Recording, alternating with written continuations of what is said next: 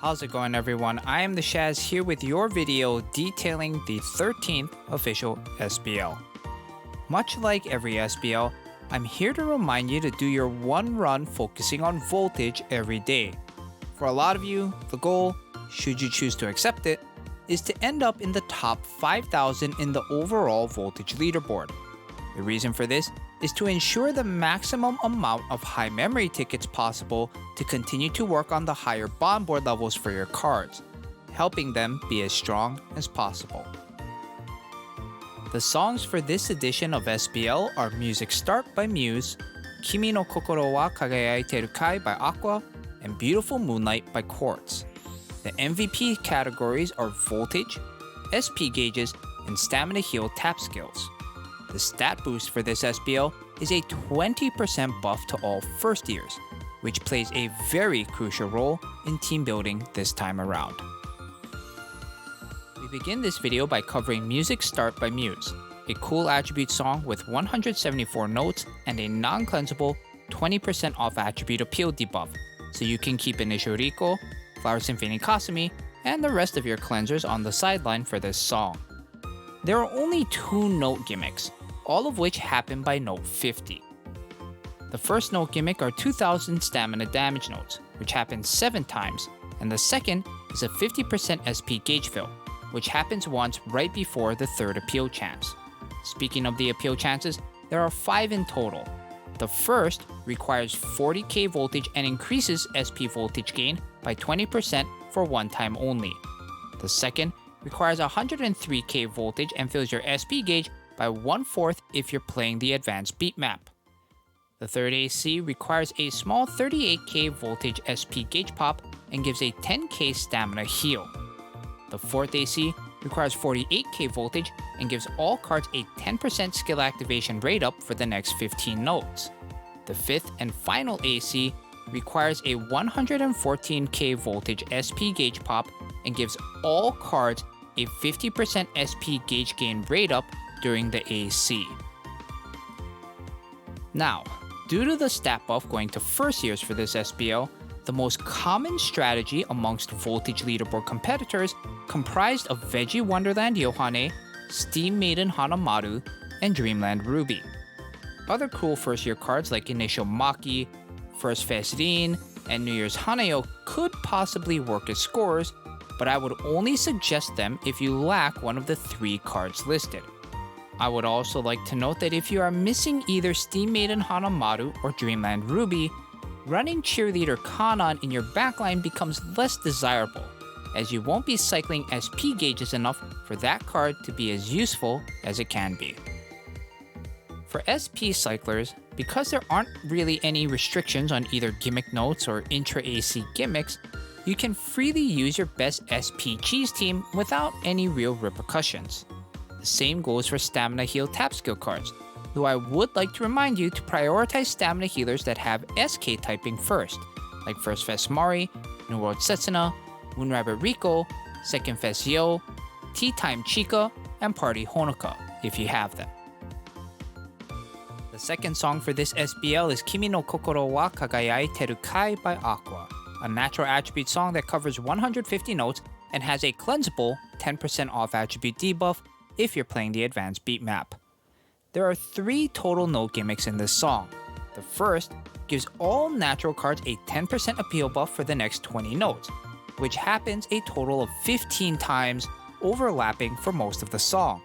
The second note gimmick gives a 50% SP gauge fill, which only happens once right before the first AC.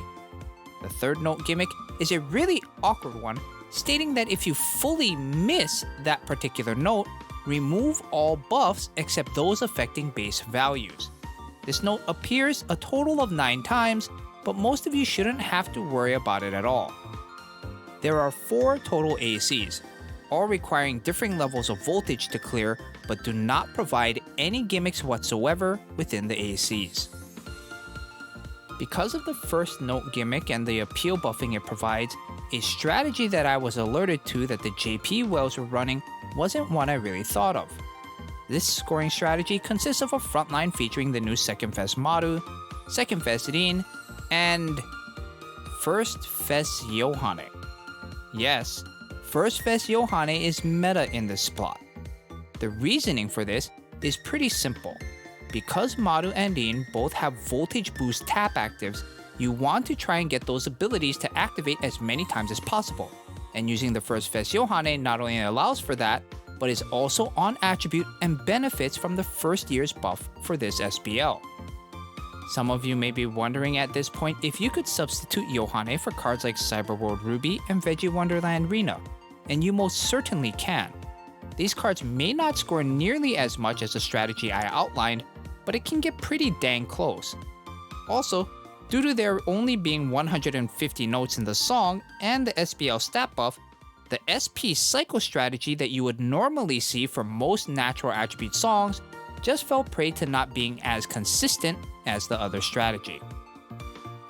Much like with Music Start, if you're going for the SP cycle MVP, you're able to stick to your best team compositions, as there are no gimmicks within the ACs, and none of the note gimmicks will matter to your plans to cycle SP gauges. Stamina Heal Tap Skill MVP chasers also have nothing to worry about, so they can easily use the same team as Music Start if they're chasing that particular 3-star title. The last song for this SBL is Beautiful Moonlight by Quartz, an elegant attribute song that has a cleansable 20% off attribute debuff, so you can bring those cleanse cards in if you need them. There are 2 note gimmicks in the song. The first gives Niji cards a 20% boost in appeal for the next 10 notes, which happens a total of 6 times, and the second note gimmick gives Niji cards a 20% skill activation rate up for the next 10 notes, with this gimmick only happening once. There are 5 total ACs in the song, and none of them are the same. The first AC requires 101k voltage, and the second requires a 5-member appeal, with both ACs increasing the voltage gain of all cards by 10% for the next 10 notes after you clear the AC. The third AC requires 155k voltage and gives elegant cards a 20% voltage gain for the next 10 notes after the AC is cleared. The fourth AC requires 314k voltage, and the last requires a 62k voltage SP gauge pop, with both ACs giving Niji cards a 50% voltage gain increase for the next 10 notes after AC completion. This song is the least affected by the SBL buff, as the new elegant attribute strategy of First Fest Ellie, the new Party Kanata, and Initial Yohane is the most common voltage strategy run, and will continue to be until another SP gauge filler comes along that is stronger than Initial Yohane. There aren't any great elegant attribute first year compositions for scoring. Some of you may think about First Fest Hanayo, Ice Skating Maki, and Second Fest Kasumi in a strategy, but it just ends up being less consistent than the SP cycle team that I outlined earlier. SP gauge cyclists trying to min-max will run every Niji gauge fill card they have. First Fest Emma, First Fest Kasumi, Santa Girl Setsuna, Cyberworld Ayumu, and Party Kanata are all the available options. Though because the skill activation rate up note gimmick only happens once, I don't think you really need to sell out that hard. The same holds true for Stamina Heal Tap Skill Cheesers, so if you want to go use the same teams from Music Start and Kimi Koko, go right ahead. That concludes this video previewing the 13th official SBL. I'd like to thank Xifrid once again for helping me with visual assets for the video. Lastly, a big thank you to my Twitch subs, Shut-It, 86 Romy, Skeleton Clicker, Captain Cupcake, Spicy Quiche, Halcyon, Sinring, Animeholic, Niji Teddy, Zappalos, YYN Umi, Snorksel, Herisher of Cringe, Pepsi Jesse, and Xifrid, most of whom have gifted subs or given bits in the channel as well. I've been I Am Nishaz, take it easy, be nice to each other, and I will see you all next time.